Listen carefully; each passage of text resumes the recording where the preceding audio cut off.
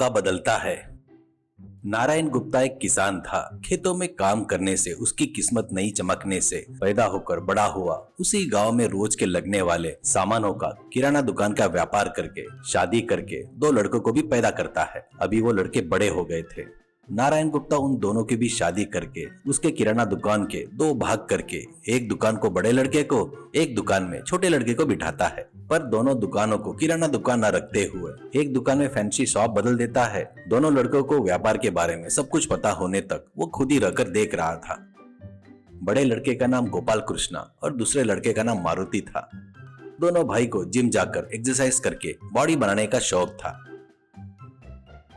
वो दोनों एक ही नहीं, वो बहुत अच्छे कलाकार भी थे। श्री राम नवमी को देवी के नवरात्रि में उस गांव के बीच में मंडप डालकर तरह तरह के भजन स्पर्धा, भरतनाट्यम, नाटक के प्रदर्शन करते थे उत्साह कमेटी वाले। उसमें कृष्णा अंजनेय के नाटक में गोपाल कृष्णा बनकर और मारुति हनुमान बनकर नाटक करते हुए बहुत सारे प्राइज जीतते हैं। उनका शरीर बढ़िया तगड़ा रहने से, अच्छा रहने से उनकी गांव में सभी लोग तारीफ करते थे। वो गांव शहर से कम 15 किलोमीटर दूर रहने से, वहां पर होलसेल की कोई भी दुकान नहीं रहने से नारायण गुप्ता हर 3 महीने में एक बार जंगल पार करके शहर जाकर वहां से दुकान में लगने वाला पूरा सामान लाकर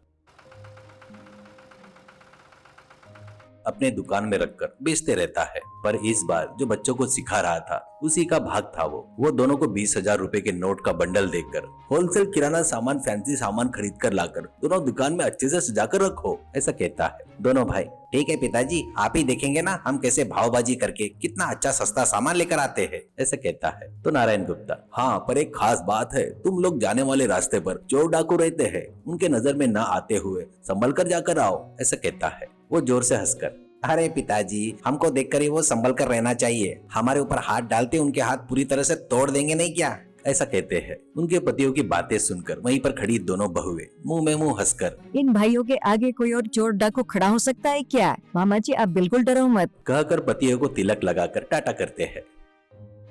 अब दोनों भाई बाइक के ऊपर शहर जाते हुए रास्ते में पड़ने वाले जंगल से जा रहे थे। 4 चोर आकर बाइक के आड़े खड़े हो जाते हैं।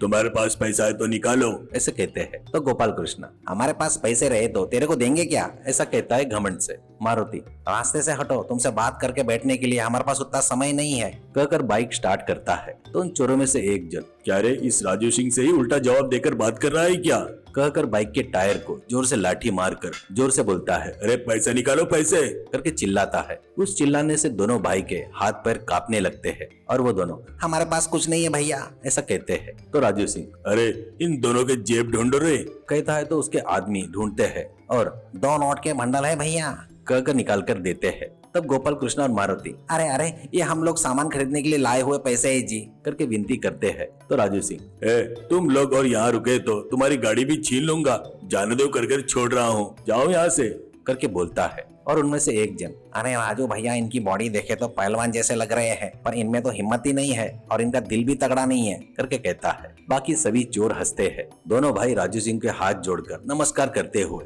बाइक से चले गए।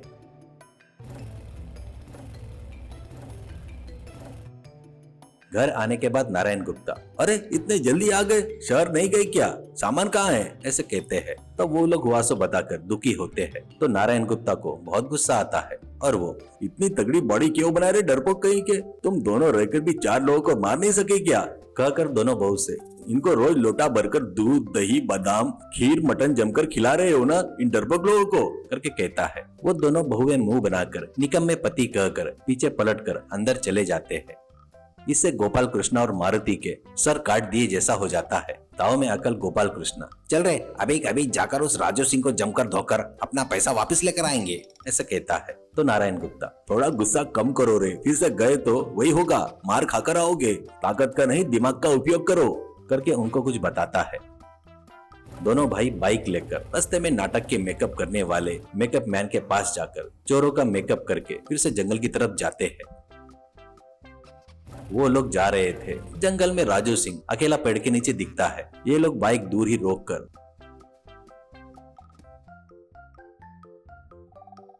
राजू सिंह को पकड़कर तुम्हारे पास जितना भी पैसा है दे दे, नहीं तो मार डालेंगे, ऐसे कहता है। राजू सिंह, ओ तेरी की, इतने बड़े चोर को पकड़कर मुझे ही डरा रहे हो क्या? मैं भी तुम्हारे जैसा चोर हूँ। तुम दो लोग रहकर भी चोरी डकैती करोगे क्या?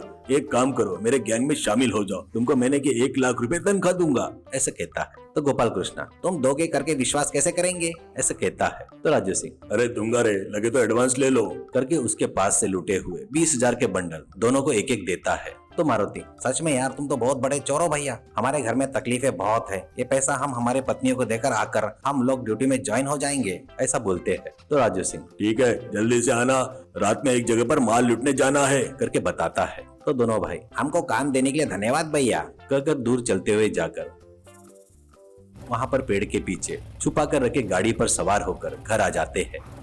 ये देखकर पिताजी बच्चों के दिमाग की तारीफ करते हैं और पत्नियां हमारे पति सोना है सोना। करके कहती है।